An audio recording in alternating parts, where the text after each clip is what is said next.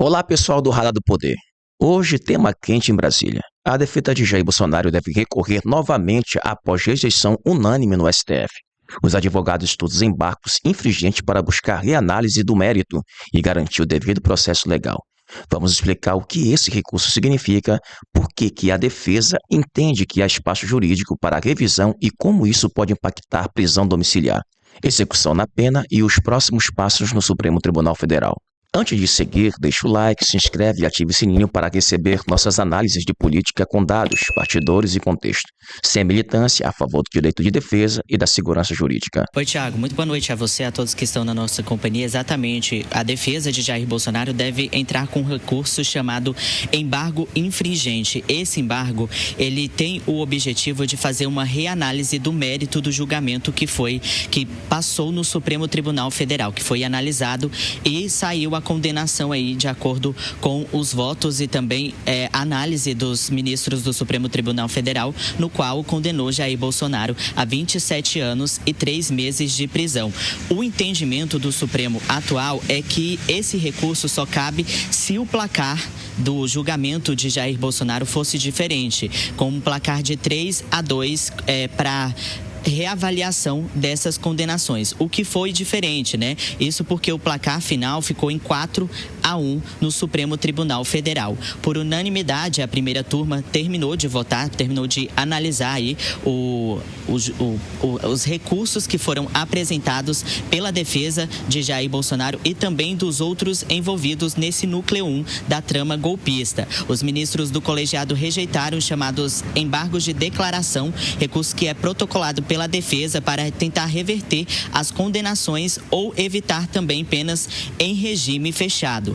A prisão dos acusados só será decretada pelo ministro Alexandre de Moraes, que é o relator do julgamento no Supremo Tribunal Federal, depois que ele declarar trânsito em julgada ação penal, quando não cabe mais nenhum recurso. Atualmente, Jair Bolsonaro segue preso em sua residência, cumprindo prisão domiciliar em um outro processo relacionado ao tarifaço entre os Estados Unidos e o Brasil. E se a prisão for decretada por Moraes, o ex-presidente Jair Bolsonaro pode ser preso na Papuda e também outros condenados do núcleo 1 que também tem envolvimento. Porém, como alguns são militares e delegados da Polícia Federal, alguns poderão cumprir penas em quartéis das Forças Armadas ou em alas especiais da Papuda. Então a gente segue aguardando nos próximos dias um posicionamento da defesa de Jair Bolsonaro em relação a esse processo que está no Supremo Tribunal Federal.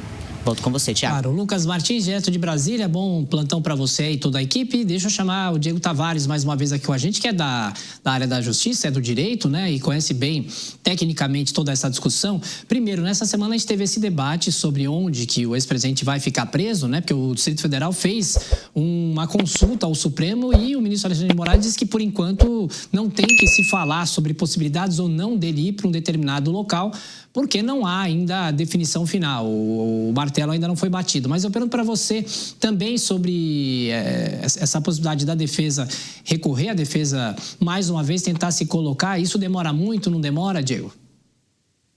Olha, Berrache, isso vai depender muito do agendamento das pautas do próprio Supremo Tribunal Federal. Pode demorar muito, como pode ser muito rápido. Já acompanhamos as duas espécies de julgamento na Suprema Corte. Agora, a chance de que esse recurso do presidente Bolsonaro seja de fato apreciado é uma chance muito pequena, porque, como foi muito bem dito pelo nosso repórter, o regimento interno da Suprema Corte pressupõe a existência de 2 votos divergentes para que os embargos de divergência ou embargos infringentes sejam apreciados. Então, isso não impede a apresentação do recurso, mas vai impedir que o recurso seja apreciado pelo Supremo Tribunal Federal. Então, a condenação de Bolsonaro nos exatos moldes nos quais foi fixado no julgamento que nós repercutimos amplamente aqui na Jovem Pan deve permanecer inalterada. Agora, sobre a prisão, tem um ponto aí muito relevante a ser discutido, porque Bolsonaro ele está em prisão domiciliar em caráter provisório. Mas a prisão domiciliar ela não é uma espécie de prisão. ela é um abrandamento humanitário da prisão convencional, da prisão que a pessoa é recolhida a um estabelecimento prisional. E se não há a alteração da situação de fato que fez com que Bolsonaro fosse colocado em prisão domiciliar, eu entendo que não é possível que ele cumpra a sua pena definitiva, sua condenação transitada em julgado, num estabelecimento prisional como o presídio da Papuda. Então, no meu entender, a tendência é de que Bolsonaro permaneça cumprindo a sua pena, agora em definitivo, a pena de 27 anos, em prisão domiciliar. Até porque nós repercutimos aqui já também a situação de saúde do ex-presidente é muito delicada, tem cada vez mais as crises de soluço, está agora no enfrentamento de um câncer de pele, que também é uma doença muito grave. Então, possivelmente, Bolsonaro vai cumprir a sua pena da mesma forma que ele tem cumprido a sua prisão provisória no seu domicílio pelo critério humanitário. Nesse ponto, o cumprimento de pena de Jair Bolsonaro não deve ser alterado. Resumo: a defesa de Jair Bolsonaro deve apresentar um novo recurso para tentar reverter pontos do julgamento no STF e preservar garantias constitucionais. Assim que o protocolo sair, a gente traz atualização aqui. Se você apoia a revisão do caso, comenta devido processo já. Se você quer outro ângulo, comenta. Explique o próximo passo. Inscreva-se e compartilhe este vídeo e ajude o Radar do Poder a manter a cobertura independente e técnica sobre o Brasil. Até a próxima.